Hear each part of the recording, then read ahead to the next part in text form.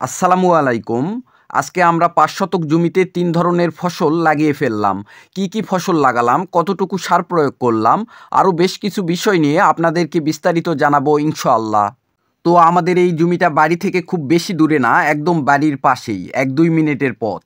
গত কিছুদিন আগে রাতের বেলা এই জমিতে হাল চাষ করা হয়েছিল, যার কারণে হাল চাষের সময় জমিতে সার প্রয়োগ করতে পারছিলাম না। তো প্রথমে আমরা এই জমির যে পাশে পেঁয়াজ লাগাবো ঠিক করছি, ওই পাশে সেচের সুবিধা অর্থে ৩-৪ হাত পর পর ধান কুদাল দিয়ে আল দিয়ে নিচ্ছিলাম।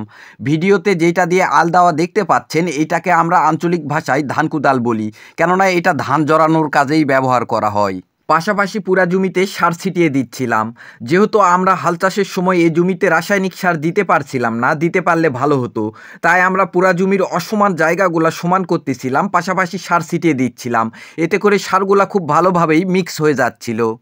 তো সার ছিটানোর সময় দেখি ২টা জোক মারামারি লাগছে, তো আমার এক ভাস্তা জোক ২টাকে ধরে উপরে পটাশ সার ছিটিয়ে দিছিল, কেননা জোকেরা লবণ সহ্য করতে পারে না, লবণ দিলেই জোক মারা যায়। তো যাই হোক, আমরা আমাদের এই ৫ শতক জমিতে মোট ২ কেজি পটাশ, ৩ কেজি ডিএপি সার ও ২ কেজি জিপসাম ব্যবহার করছিলাম। ভিডিওতে যেটা দিয়ে দাগ টানতে দেখতেছেন, এটাকে আমরা আঞ্চলিক ভাষায় ভোর বলি।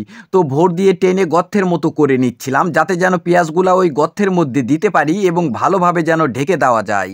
ভোট টানার কথা বলতে গেলে হানিফ মামার সুনাম করতেই হবে, কেননা হানিফ মামা মাশাআল্লাহ এই কাজটা ভালোই করতে পারে। তো আমরা সর্বমোট এই জমিতে ৫ কেজির মতো পেঁয়াজ লাগাইছিলাম, যার বাজার দর ৭৫ টাকা কেজি হিসাবে সর্বমোট ৩৭৫ টাকার মতো খরচ আসছিল। তো যাই হোক, একটা কথা মনে হয়ে গেল, আমাদেরকে ২-১ জন জানিয়েছে আমাদের কথা বলার শব্দচয়ন বা বচনভঙ্গি তাদেরকে খুব একটা ভালো লাগেনি। আমরা আমাদের জায়গা থেকে যথেষ্ট পরিমাণ চেষ্টা করি বা করতেছি সব কিছু ভালোভাবে উপস্থাপন করার। কিছু ভুল হলে কমেন্ট বক্সে জানিয়ে দিবেন, আমরা সেটা শুধরে নিব ইনশাআল্লাহ। ভিডিও দেখে হয়তোবা অনেকেই অনুমান করতে পারছেন আমরা প্রচণ্ড রোদের মধ্যে কাজ করতেছিলাম, যার কারণে একটু পর পর আমাদের পানির পিপাসা লাগতেছিল। পাশেই দোকান ছিল, দোকান থেকে কিছু খাবার নিয়ে আসছিলাম, তারপর ওগুলা খেয়ে কিছুক্ষণ বিশ্রাম নেওয়ার পর আবার কাজে নেমে পড়ি। তো খাওয়া দাওয়ার পর আমরা রসুন লাগানোর কাজ শুরু করি। আমরা রসুনের কাওয়াগুলা একদিন আগে বাসা থেকে ছাড়াই নিছিলাম এবং হলুদ দিয়ে মেখে কিছুক্ষণ রেখে দিছিলাম। পেঁয়াজের মতো করে রসুনের মুখটা উপরের দিক রেখে মাটি দিয়ে আমরা রসুনের কোয়াগুলা ঢেকে দিছিলাম। এরপর আমরা একদিন আগে প্রায় ৩০-৩৫টার মতো মিষ্টি কুমড়ার বীজ পানিতে ভিজিয়ে রাখছিলাম।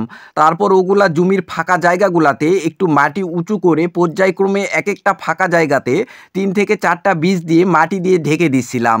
আমরা সবসময় চেষ্টা করি বাড়িতে সারা বছর খাওয়ার জন্য আলু, পেঁয়াজ, রসুন সহ এই ধরনের ফসলগুলা অল্প পরিসরে হলেও লাগানোর চেষ্টা করি।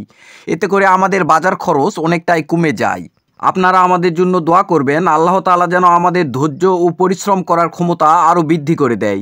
আজকে এই পর্যন্তই। ভালো থাকবেন, সুস্থ থাকবেন। আসসালামু আলাইকুম।